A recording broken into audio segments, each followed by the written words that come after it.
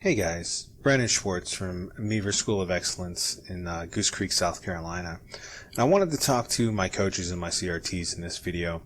And I really wanted to tell you about the PD, and I'll give you a little bit of an overview about it, and my experiences running it and some of the feedback that I've received with it so far.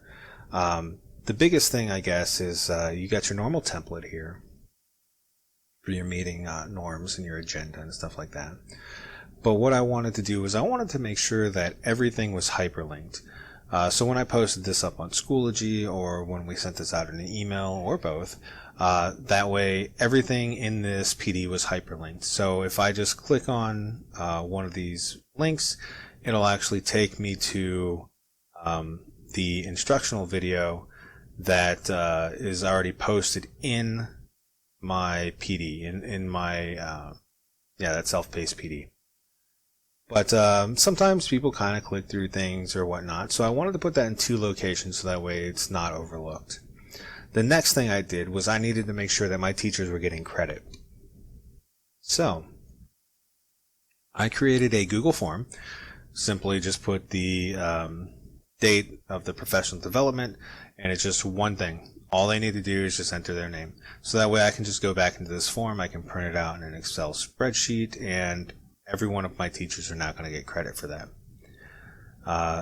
The next thing that I have on this list is the self-paced PD itself, which is, you guys already have the link to this.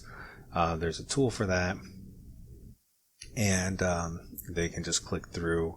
There's the instructions. That's going to be the same video that's already linked in the agenda itself. And then they can go through the PD at their own pace and kind of examine and explore and find out what works for them. And the last thing, which is probably, in my opinion, the most important thing, is feedback. So if they click on this, I created a Padlet, which is one of the tools that I discuss in the PD itself. But I created a Padlet, and I asked 4 questions. The first question was, what DOK level are you at, or what DOK level do you feel like you're at right now in, with technology and in your classroom? And I asked my asked my teachers to be honest, because I've built that relationship with them of honesty and vulnerability. So a lot of my teachers feel they can be honest, because they know that it's my job and my goal to make sure that I'm helping them. And one of the ways that I can help them is knowing what level they're currently at. So I had a lot of great answers, a lot of honest answers. Most of the time I'm working on DOK level of 1 and 2. My goal is to use technology more towards the 3 or 4. And that's perfectly fine. That's okay. We're still at we're just getting into the second quarter of the year, so that's perfectly acceptable for me. The next thing I asked, and honestly I could have probably combined these 2 columns here, is the next thing I asked is what tools they found exciting. And I asked them to choose one tool specifically from each of the DOK levels. Now they know they were supposed to take a look at each tool, but which one tool from each level stood out to them? And again, got some really, really decent feedback. Let's see. So, puzzle.org seems pretty cool. Getting students involved through Padlet. Citation Machine is going to be super helpful because they're going to get into writing soon. And then bubble.us they enjoyed that one for brainstorming and thinking. And that's perfectly acceptable. That's actually really, really good. So all this feedback I received was pretty honest. It was pretty straightforward, and most importantly, it was really, really thought out. Now, again, I could have probably combined these 2 because a lot of the teachers did take the new tools and thought about how they use them in their classrooms. So the next question that I put up there was, how are you going to use some of these tools in the classroom?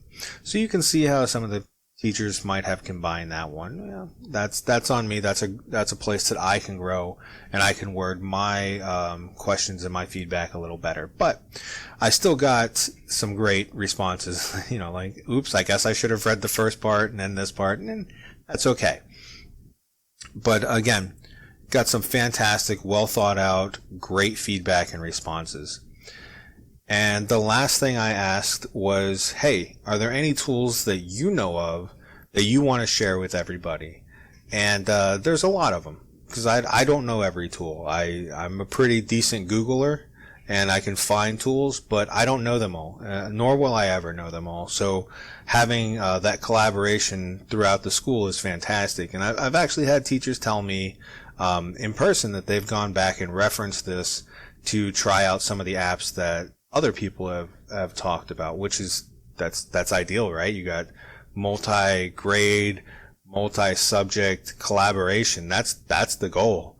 So it was really, really good and reaffirming hearing that for this PD.